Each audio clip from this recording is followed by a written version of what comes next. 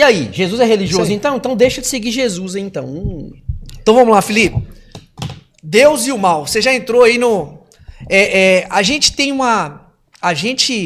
todo mundo, tem uma frase muito, muito famosa entre os cristãos que é... Eu adoro essa frase. Deus é bom o tempo todo. Top demais. Amo. O que você acha dessa falácia que de Deus é bom o tempo todo? E eu vi um stories top seu. Que era um avião jogando bomba. Sim. Como que é? Eu não lembro agora. Nenhuma folha cai do céu se não for da vontade de... Aí tem a bomba caindo. Isso. E Só joga que, aí. Isso. Só que, na verdade, foi até bom você ter pontuado esses stories, que, na verdade, esse texto de que nenhuma folha sequer cadáver se não for de ciência e vontade de Deus, isso não é versículo bíblico. Isso é do Alcorão. E muito crente usa isso. E eu já vi pastor usar isso em pregação lá, como se fosse bíblico. Igual tá? Isso é um texto do Alcorão. É igual um outro texto. Deus odeia o pecado e ama o pecador. Isso não existe. Esse texto não existe. E eu vou provar aqui. Deus ama pecador arrependido. Sim. É igual, por exemplo, eu até deixei separado aqui, Atos 10, 34, que tem a ver com o nosso assunto, está escrito assim: e Pedro, tomando a palavra, declarou: na verdade, reconheço que Deus não faz acepção de pessoas. Aí vem o cara e fala assim: mas o Felipe fala que Deus, ele predestina e ele seleciona. O problema é que a Bíblia, se você pegar as Bíblias aí nas cópias originais, os códices, a Bíblia, Igor, não é dividida em versículo e capítulo. Não. Isso é uma outra questão que eu como sou da parte histórica, nós vamos desmistificar isso aqui. Exatamente. Aí tem um lado bom, porque facilitou a leitura. Isso. E tem um lado ruim, porque o cara pegou o versículo aqui 34 e isola. No versículo 35 tá assim, olha, mas... Ou seja, era para isso estar tudo junto. Mas, em qualquer nação, Deus aceita aquele que teme e pratica justiça. Deus não faz acepção de pessoa porque ele ama todo aquele que pratica justiça. Aquele que não pratica justiça, Deus não ama. Não, porque Deus amou o mundo. Aí a ignorância é tão grande que o cara não termina antes. Eles pegavam o versículo inteiro. Agora eles não leem nem o versículo todo, porque Deus amou o mundo de tal maneira que enviou seu filho, primogênito, para todo aquele. Olha o pronome pessoal. Deus enviou o seu filho para todo aquele que crê. Uma vez eu debati, um ateu virou para mim e falou assim: prova que Deus existe. Eu falei: irmão, pode falar uma coisa? Se você não crê, é prova que ele existe. Sabe por quê? Porque na Bíblia está dizendo que o Espírito Santo que convence o homem do pecado, do juízo, da justiça. Porque na teologia bíblica, na soteriologia bíblica, o homem ele é convencido do pecado pelo Espírito de Deus. E aí Jesus fala: mas o mundo não vai ver o Espírito de Deus. O Espírito de Deus não é para o mundo. Então assim, eu falei para você, se você não está crendo, é porque você não foi convidado a crer. Assim, teologicamente. Sim. Eu respeito o cara, ainda que fala assim: eu não acredito nada em Bíblia. Mas quando o cara fala assim: eu acredito num Deus pessoal, que não é o que você crê, daqui a pouco você vai falar sobre isso. Eu acredito num Deus que relaciona com a humanidade, mas não acredito no Deus da Bíblia. Enfim, tá. Mas vamos começar a desembolar. Aí você falou Deus é bom. Você quer saber Deus é bom o tempo todo? Tá. Eu acredito que sim. Vou explicar. Mas eu acredito que Deus é bom o tempo todo, mandando um tsunami lá na Ásia e matando todo mundo. Eu vou explicar por quê. O tsunami, quando Deus manda o tsunami e mata milhares de pessoas, isso é Deus fazendo. Deus fazendo. E vai matar mesmo e gente vai morrer. Vai matar. Inocente vão morrer. Sim, a pandemia veio por permissão divina. Entendi. Tá? A gente vai... à medida que eu for falando, sim, você vai questionando, você vai discordando, você vai falando, tá? Você vai amarrar o pensamento. Antes de falar, eu vou chegar nessa parte, mas primeiro a gente tá falando assim, de Deus e o mal, tá? O dia que eu vim aqui, eu conversei com o pastor, eu falei de Deus no Éden. Sim. Então Gênesis fala de uma queda, sim, tá? A queda no Éden, a queda adâmica. Só que quando o homem escolhe negligenciar o mandamento de Deus e ele peca, ele transgride a lei de Deus, mas o mal estava ali, foi igual você falou. Sim. Concordo plenamente. Se a gente tivesse aqui no mesmo debate, não tinha ficado dúvida sobre isso, tá? Sim. Eu só discordei, talvez eu nem te entendi direito, que a prova do mal no Éden não era a árvore. Gênesis 1:31 diz assim: e tudo que Deus fez é bom. É bom. Inclusive a árvore. Exatamente. A árvore dava a ciência. Acesso. Saber. Isso. Beleza? Tá. Só que ali no Éden, o mal estava. Então, se ele estava, ele veio de onde? Existem dois pensamentos tradicionais. supralapsarianismo, que é um termo grego, supra, antes, lapsário, queda, antes da queda. Há teólogos que dizem que antes que houvesse a queda, lá no mundo temporal, no mundo cronos, no físico, Deus ele já tinha escrito a queda e nada poderia ser de uma forma diferente.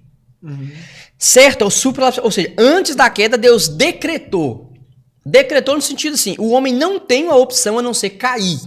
Então, ou seja, Deus não ficou surpreso com a queda do homem. Ele não pode ficar surpreso porque, se ele conhece tudo, ele não poderia ficar surpreso. Top. Você reivindicou presciência, que é um dos atributos de Deus. Sim. A outra visão é o infralapsarianismo, que é o comum. Infra, depois, lapsário, queda, depois da queda. Deus, ele escreve antes de tudo, mas ele cria o homem livre. Deus cria os anjos livres. E aí aqui eu gosto de definir o que é livre-arbítrio. Sim. Porque tem gente que fala assim... a questão do livre-arbítrio também é bem deturpado. O cara chega perto de mim e fala assim...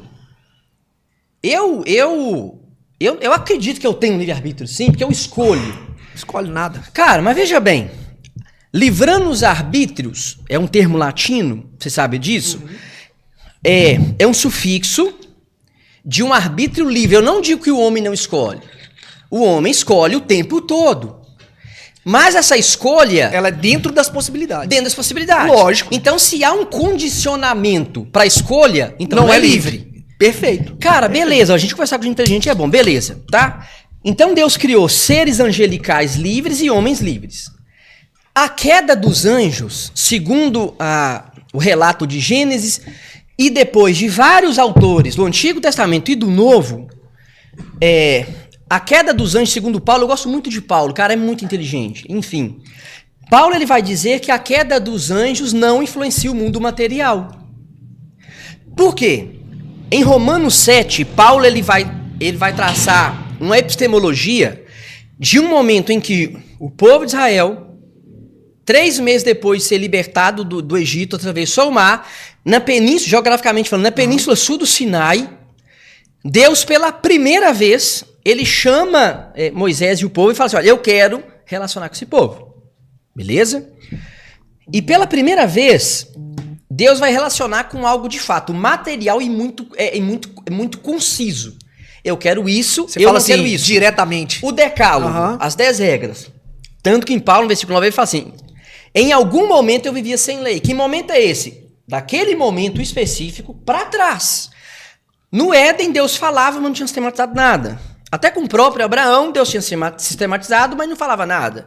Ele relacionava, mas ele não falou, eu quero que você faça isso, isso, isso. Eu não quero que você fale isso, isso. É tipo um institucionalmente. Isso. Aí Paulo vai argumentar que os 10 mandamentos que o judeu achou que era para salvar, na verdade, ele evidenciava que a lei era boa, porque tudo que vem de Deus, na lógica paulina, é bom. Tanto que Paulo vai falar assim, olha, o mandamento, Romanos 7, 12, o mandamento de Deus é bom, justo e santo. Qual homem relatado na Bíblia, a antropologia bíblica, qual homem que depois da queda, a não ser Cristo, é um homem que ele foi bom, justo e santo? Não tem. Porque a ideia de bom, justo e santo não é que o homem não tenha capacidade de fazer coisas boas, não é isso. Mas Paulo está partindo de um pressuposto da justificação pela fé. Paulo fala que diante de Deus, depois de Adão, não há homem bom e justo para se salvar. Aí, Paulo está dizendo assim, aí Paulo se coloca na condição de judeu, no versículo 15, e diz assim, por que eu faço o que eu odeio? Por que o bem que eu quero eu não faço? Aí Paulo argumenta, é uma pergunta retórica, era um método até grego, né? Sim, os grandes filósofos sempre a diatribe, ele queria ensinar, aí ele se colocava numa posição de quem questionava, depois colocava na posição de um professor para responder. Sim. Aí no versículo 17, Paulo fala assim, porque o pecado que habita em mim não me deixa cumprir a lei. Romanos 8, Paulo diz que o mandamento que era bom, justo e santo, ele ficou doente. Por que ele ficou doente? Por causa do pecado. Eu imagino, cara, o judeu, ele recebendo a lei, ele fala, caramba, 10 regrinhas. Tranquilo. Eu vou cumprir tranquilo. Tô no céu. Aí o judeu percebia que E aí, qual é a prova que Romanos 7 está falando decálogo? Porque no versículo 7, Paulo arroga para si, ele, olha, se não fosse a lei dizendo não cobice, porque você sabe, são hoje, até os judeus ortodoxos... Entra naquele memezinho que é assim, se tem placa é porque tem história. Tipo assim... Exatamente. Se tem essa regra é porque em algum momento precisou de aplicar ela. Exatamente. Então, assim, o judeu acordou, beleza, a lei foi dada. Aí ele fala assim, tá na lei que não é pra cobiçar, beleza. Em algum momento ele cobiçava a jumenta do vizinho, ele cobiçava a tenda do vizinho, ele cobiçava a mulher do vizinho. Então, de fato, um elemento chamado pecado impossibilitava o homem de cumprir a lei. Aí eu falo, que livre-arbítrio é esse? Não tem. Se o arbítrio é livre, eu não posso ser escravizado pela minha própria natureza. Cara, há um teólogo chamado Martin Lloyd-Jones, que inclusive Martin Lloyd-Jones e Jonathan Edwards. Jonathan Edwards, embora cristão, ele é respeitado assim por ateus. O cara foi um filósofo fantástico. Sim. E os dois eles vão argumentar que é o seguinte: o homem ele escolhe o tempo todo, mas o livre-arbítrio é um mito na ética, na moral e na natureza. O homem tentava fazer alguma coisa, inclusive a doutrina que eu sinto mais à vontade de debater é a emartiologia. Né? Emarte vem de errar o alvo, o estudo do pecado. Por quê? Porque tem gente que chama, igual quando eu falo, por exemplo, que um bebê precisa da justificação, tem gente que apela. Cara, coloca um menino de 8 meses, se fosse possível dar a ele um tamanho de 8 metros, um prédio, e aí quando ele fosse pegar uma chupeta e o pai falasse assim, não pode... Sabe o que ele ia fazer com o pai dele? Ele ia esmagar. Ele ia pegar o pai dele e tirar a cabeça, igual muitas vezes faz com um boneco. Mas isso não pode ser pelo pressuposto da inocência, da inconsequência, da falta de raciocínio crítico, não? Top. É isso que eu queria chegar. Ele não age por cognição. Por lógica, por raciocínio. Instinto. Isso. O nosso instinto, e aí há várias explicações, e aí há várias divergências. Eu achei um ponto interessante que você falou, quando você faz uma crítica, beleza. Até que você falou que há muitas ramificações no meio evangélico por causa de...